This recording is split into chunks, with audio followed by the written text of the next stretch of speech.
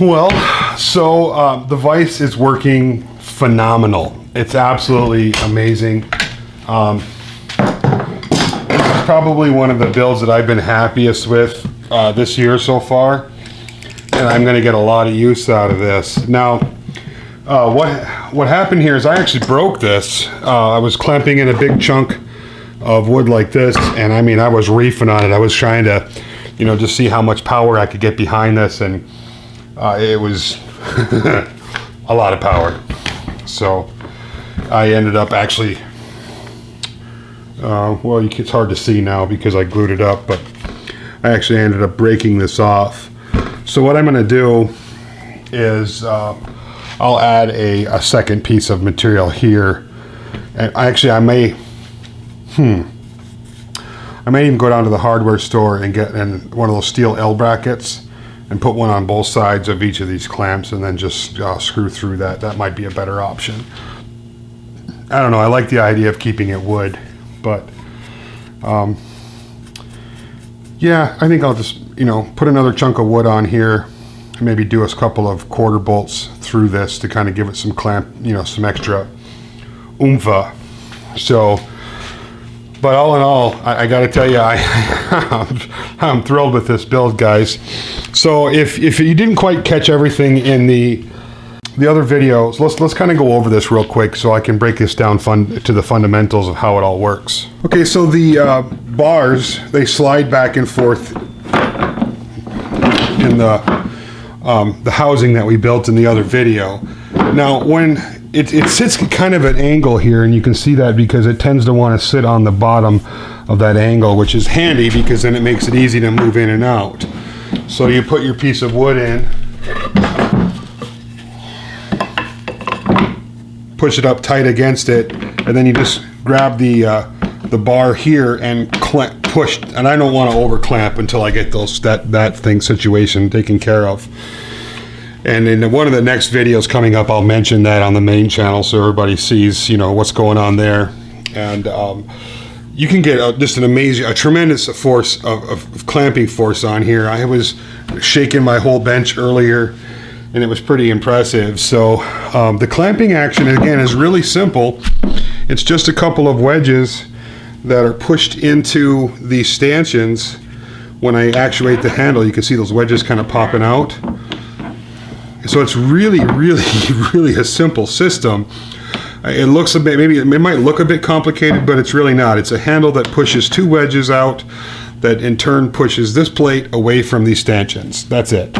And the magic of the quick action is just that it sits on a bit of a pivot. When you push down, it engages into those couplers that we put in and locks it in place. And when you push down on this, it creates even more pressure. So the harder you push, it's pushing the face of this vise backwards, which is putting basically down pressure here. So the couplers are behind that fulcrum. So it's actually creating a really just a ton of force pushing those threaded rods up into the coupler.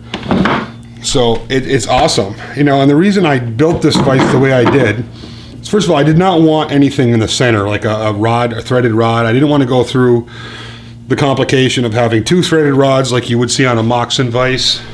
And I wanted something fast. It drives me nuts turning out vise, They do make quick vices out on the market, but 90%, I think, in fact, I don't think 90%, I think all of them have the quick release action on a threaded rod right in the center, which negates the use of the Moxon style vise. So I mean, I can drop a piece right through there, clamp it in, and work on the end of it without any trouble at all.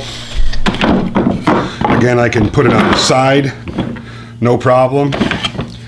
And because of the way this whole thing is set up, I can actually clamp a piece right up at the top like that, and again, it will work. So you'll see this vise in lots and lots of upcoming builds on videos. So you'll see its performance over a period of time.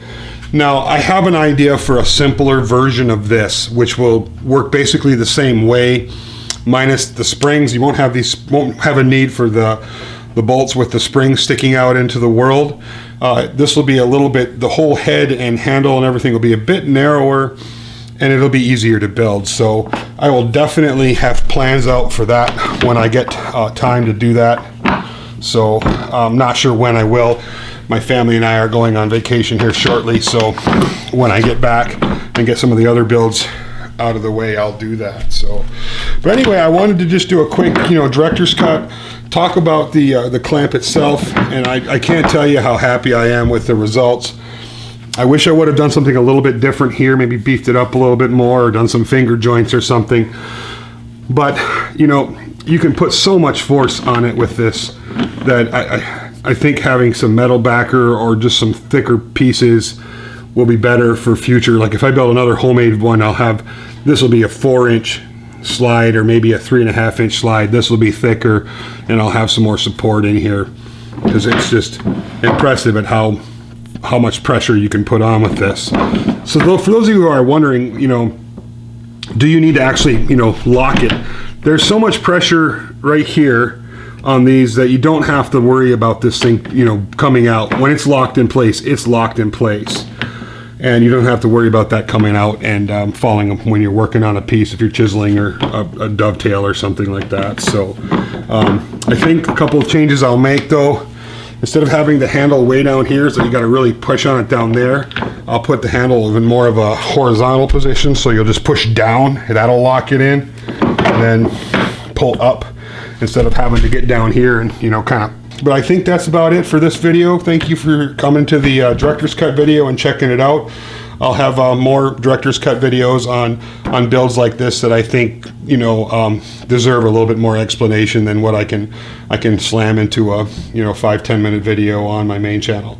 We'll talk to you all soon. Don't forget to subscribe while you're here so you don't miss out on director's cut video. Hope everybody has a great weekend.